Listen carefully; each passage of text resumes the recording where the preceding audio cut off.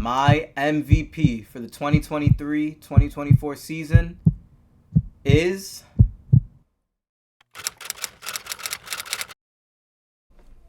YouTube fam. What is going on? Welcome back to the channel.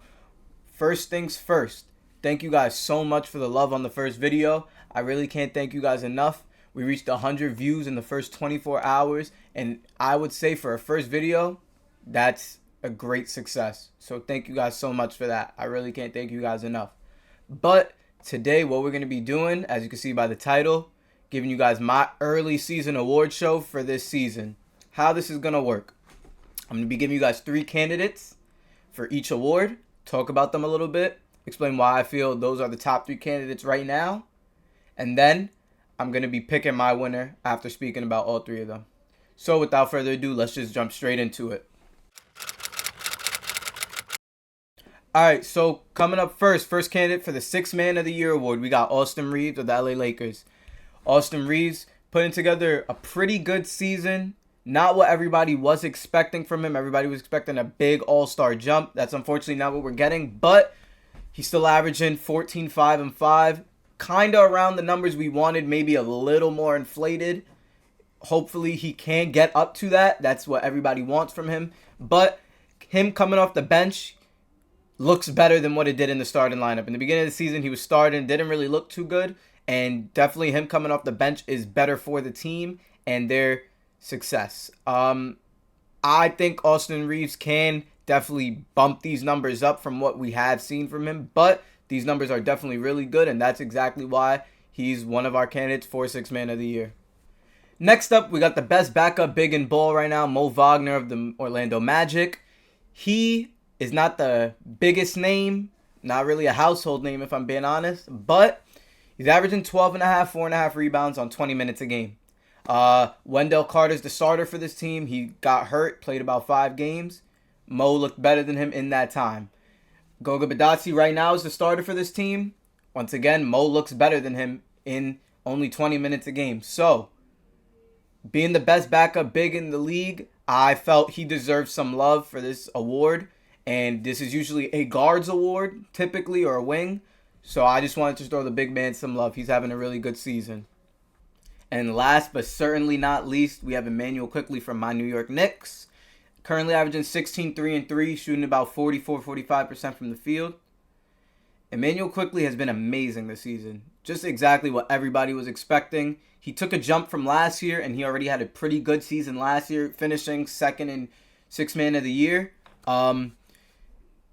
He's a big reason for this Knicks team's success right now. I know the Knicks haven't looked too good, but when they win games and when they're competing in games, part of it is because of Immanuel Quickley. As you can see on the screen right now, it's highlights from the Celtic game in the beginning of the season. Although the Knicks did lose this game, both Randall and Brunson played poorly. Immanuel Quickley was a bright spot in this game. This was just the beginning of the season, and he has kept his foot on the gas ever since then. So this is why he is, once again, a candidate for the award. And so, our winner of the award is Immanuel Quickley of the New York Knicks. Again, just playing out of his mind, honestly. This guy finishes games for the Knicks at times. Sometimes looks like our best scorer, just a natural-born scorer. And the 6th Man of the Year award is an award that, just feels like it should just be a natural bucket getter, spark plug off the bench, and he's doing exactly that, averaging 16 on good efficiency. So, congratulations to Immanuel Quickley on winning the 6th Man of the Year. For me, I hope he can do it for the season. Next up, we got the Coach of the Year award. First candidate we're going to be talking about is Chris Finch, coach of the Minnesota Timberwolves. Currently sitting the number 1 seed in the West right now. Also sitting as the number 1 defense in the league right now. Chris Finch is doing his thing with this team. Finding ways to make the double big man lineup work. Sometimes running lineups, as you guys can see, as I'm seeing right now, Kyle Anderson, Naz Reid, and Cat on the court. Doesn't really sound like it should make sense, but it does. You got 3 guys that slow, and it's making it work for this team. He figured it out. Last year was tough for them going into his second year with this team, he got it right. And I just want to show him some love because he definitely is deserving of this award. Next up, we got the Houston Rockets coach, Ime Udoka, former coach of the Boston Celtics. Udoka surprisingly has this team as the number 3 defense in the league right now. Very, very surprising. These guys are young, but they're hungry. Highlights, Jalen Green, Sengun, Jabari Smith, a lot of guys that are going to give you just a lot of highlights. But compared to last year where this team looked like just like an AAU team out there, they have structure, finally building the offense through Sengun. And I love it. This is exactly why this team is being successful, and I think their success will continue going forward because of Udoka and his mindset that he brings to this team. And last but not least, we got Orlando Magic coach Jamal Mosley. Again, something all in common with these coaches. Top 3 defense, the number 2 defense, Orlando Magic. Surprising, again, this team doesn't look like it has like a bunch of defenders, but Jamal Mosley has them locked in, and that's most important. He has his guys bought in on the defensive side of the ball, which is correlating to wins. They're tied for the 2nd seed right now in the East. Nobody was expecting this team to take a big jump like they are, but because of Jamal Mosley's coaching and a lot of other players taking big jumps, you're seeing this. So, again, shout out to Jamal Mosley for making this team look so good. And our winner of the Coach of the Year goes to Chris Finch of the Minnesota Timberwolves. This team just looks amazing. They just click on all cylinders. The centers play well together. Ant-Man is having a great season. And the defense, man, the number 1 defense in the league, and it feels like it's not even close, honestly. Chris Finch is doing a great job having these guys bought in on the defensive side of the ball, along with having them bought in on who the guy is and who his supporting cast is on both sides of the ball, which I think is huge. And that's the exact reason why he's my Coach of the Year. Our next award is the Rookie of the Year. This seems to be like a 2-man race, but first candidate I want to show love to is Asar Thompson. Guy is truly unreal. Like, he might make all defensive team as a rookie, which I don't know when was the last time that's happened, but that's how good he is defensively. Offensively, struggles shooting the ball, and that is also hurting his chances of the award. Not the biggest threat on offense, but again, defensively, this guy is a monster. He's averaging a block and a steal. He was averaging 11 rebounds a game at one point. Now he's down to 9.5. He does everything that you want from a basketball player. And from a rookie, that he's exceeding those expectations. So I just want to show some love to him before we get into the true 2-man race. Next up, we got Victor Wembanyama. Oh, man, this guy is truly special. He's averaging 19 a game, 9.5 boards. He's shooting very poorly from the field, around 43%, I believe. It sucks because he doesn't have anybody that can get him the ball. He doesn't have a true, point guard. They have Jeremy Sohan running the show right now again. I like the experiment, but to get Wemby to his fullest potential, he needs a point guard that can get him the ball in the right spots. Shoots a lot of threes, but again, you see these flashes where it's just like this guy's going to be great. And unfortunately, he's on the worst team in the league right now, but I do think he's going to continue to show us why he was the number 1 pick and why he's a generational talent as the season goes on. Next up, we got Chet Holmgren, OKC, as you guys were expecting. He's shooting the ball really well from both inside and outside the arc, shooting 56% from the field, 40% from 3, averaging 18 a game. Again, could arguably make all defensive team, just like Wemby and Asar. This class, well, he's not a part of that class, but this rookie group can be special defensively. He's amazing. I've been having a lot of trouble deciding between him and Wemby for who I think is the Rookie of the Year. And I didn't make this decision until, now. But I do think it is Chet, Chet looks like the second best player on a team that has Jalen Williams, Josh Giddey, and Shea on it. He looks like the second best player behind Shea, which is very impressive. Also averaging the second most points on the team. And I feel like they're doing what they're doing right now because they have him there. That's what they were missing last year. They finally got it. And I think he's going to win Rookie of the Year, or he's at least my winner right now, just because of his team's success being a lot because of him defensively. The team is the number 6 defense right now, and he's anchoring that. So shout out to Chet. He's playing amazing, and that's my Rookie of the Year. Next up, we got Dennis Schroeder for the Most Improved Player of the Year conversation, first candidate. Schroeder, his career has been up and down. Started off in Atlanta. He ended up getting to averaging 19 a game at one point in Atlanta. Then he went to OKC. First season was second season, 6th Man of the Year candidate. Then, again, dropped a little bit. Kind of wondered if he was ever going to get back to how good he really was. And now he found himself on the Lakers last year showing bright spots. And this year on Toronto looking amazing, averaging 16 and 6. I think he's a very good player. I think this is exactly what the most improved player is. Somebody who is not just expected to do this. Somebody who really comes out and shows you, I'm better than what you guys thought. And Schroeder is doing just that. So he's the first candidate for this award. Second candidate for most improved player, I got Duncan Robinson. Again, similar to Schroeder. He's been in the league for I think 6 years now. Came in, shooter. People loved him. He was just straight shooting. Didn't defend well. Didn't do anything else besides shoot the ball at a very good clip. And now, as you can see by some of these highlights, he's putting the ball on the floor now, getting to the basket, making moves. Didn't lose anything shooting-wise. And he's, again, not the best defender, but you always see he tries a little bit. And that's really what matters. I think Duncan, any other year, might win this award. He's my number 2 as of right now. But I think the number 1 guy it's too, you can't deny it. Which brings me to our most improved winner, Tyrese Maxey. Tyrese Maxey was the 22nd pick in his draft. He's gotten better every year.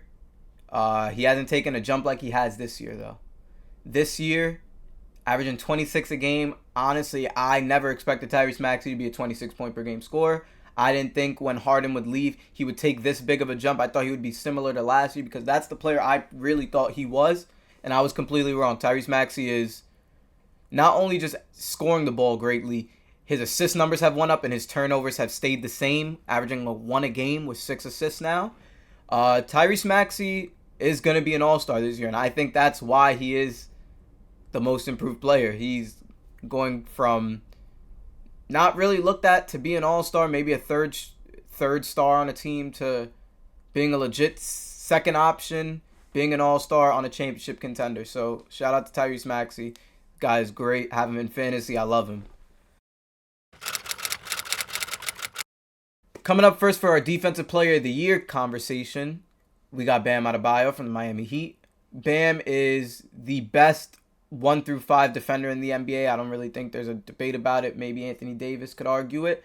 But averaging about a steal and a block. But when you watch Bam play defense, when you watch Heat games, his defensive impact is more than just what stats are going to show you. He guards 1 through 5. He's everywhere on the court. And I think that's a reason why he's always in talks for this conversation, just like he is this year. Coming up next, we have Rudy Gobert from the Minnesota Timberwolves. Everywhere Rudy Gobert goes, that team finds a way to be first in defense, top 3 in defense. Always, no matter. It follows him. That's because when he is in the paint, people don't like to drive on him.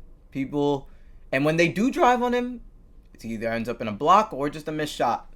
Because people know and respect him as a defender. People may not respect him personally, but as a defender, everybody respects him, and that's exactly why he's always in the Defensive Player of the Year talks, and right now, leading the number one defense in the NBA. And last but not least, we have Anthony Davis from the Lakers. Anthony Davis, averaging almost 3 blocks a game and a steal a game. He is one of the best help defenders in the NBA. Also one of the best one-on-one defenders in the NBA. Anthony Davis, people, when they go up on him, doesn't usually end in something positive for them. And again, when you watch the Lakers play, yes, you see that Anthony Davis does fill up the stat sheet with blocks, but again, when you watch the games, his impact is just different. Like, I wanted to give him this award. He was my Defensive Player of the Year with like first 10 games, and I still do want to give him this award, but unfortunately I can't. But he is definitely in second place for me. And the reason I can't give Anthony Davis the Defensive Player of the Year award is because Rudy Gobert exists. Rudy Gobert is an engine to a defense no matter where he goes, like I just said earlier. He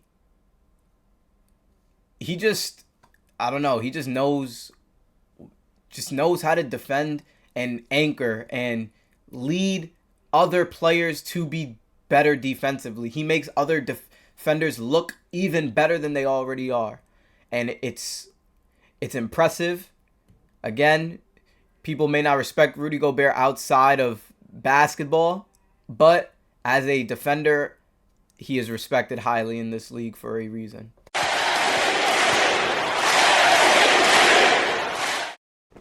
And now we get down to the MVP talks. Our first candidate is Luka Doncic of the Dallas Mavericks. This dude all season has been unreal.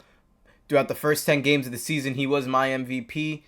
The race has gotten a lot closer since then, in my opinion.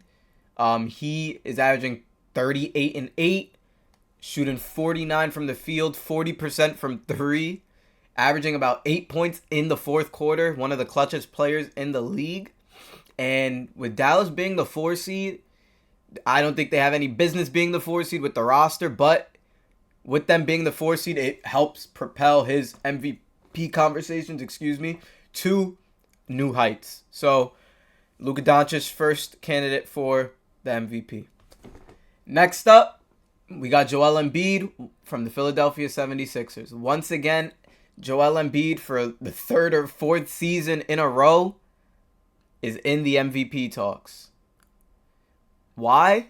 Because in the regular season, there's not a lot of people that do it better than Joel Embiid. This dude is consistently top 3 in scoring. He's a beast. Like, there's no other way to put it. Defensively this year, he looks great as well. He's averaging almost 2 blocks a game right now.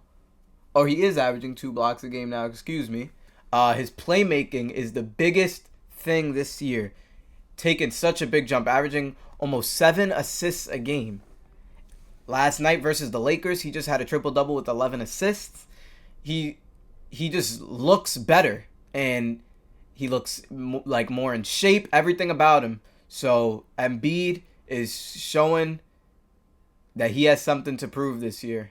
So Embiid, second in MVP, second candidate right now. And last but not least, Nikola Jokic is our third candidate for the MVP. Why? I feel like there's not even that really to say. He's the best player in the world right now. He does everything at an extremely high level. Passes the ball better than most point guards. Rebounds the ball, probably the best in the league. And this year he's scoring the ball a lot more. He's averaging almost 30 a game, which is insane to me. He's unguardable. The help from his teammates comes and goes, and he still keeps them in games throughout it all. And he's just a special person to watch, and we gotta appreciate him while we have him. I'm not the biggest Jokic fan, but I respect how great he is, and I think that he is easily going to continue to be in this conversation as the season goes on. Easily. And now the moment you guys have been waiting for. My MVP for the 2023-2024 season is Joel Embiid.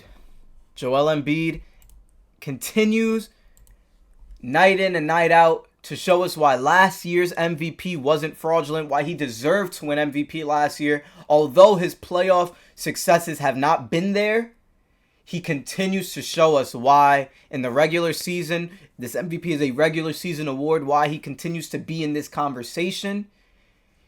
You would think he would take a step back in the regular season and hold it off for the playoff, but he's going all out, and I think, like I said, he looks like he's better in shape. He just looks like a better basketball player, and it's going to continue to show. And Embiid is the MVP this year, and I think he's going to win it again. I think this race is going to be him and Jokic again. I think there's dark horses like Shea. I think Luka still has his chance, but throughout it all, I'm going to stick with Embiid because his playmaking has taken that jump. He looks more engaged just through all, and I got to go with Embiid for my MVP, man. He's absolutely amazing. So that does it for today's video. Once again, thank you guys for watching, sticking through. I appreciate the love on everything we've been doing so far. This video is definitely shorter than the last. If this is a better time frame for the video, or you guys still want me to bring it down a little bit, let me know in the comments. I feel like this video is production-wise, quality-wise, just way better than our first one. It took me a while to think of an idea of what to do. I wanted to do this video, but I felt a little back then it would have been too early. So now I felt like the perfect time to do it. Again, thank you guys for the love. I hope you guys enjoyed the video. Like, comment, subscribe, and peace out, guys.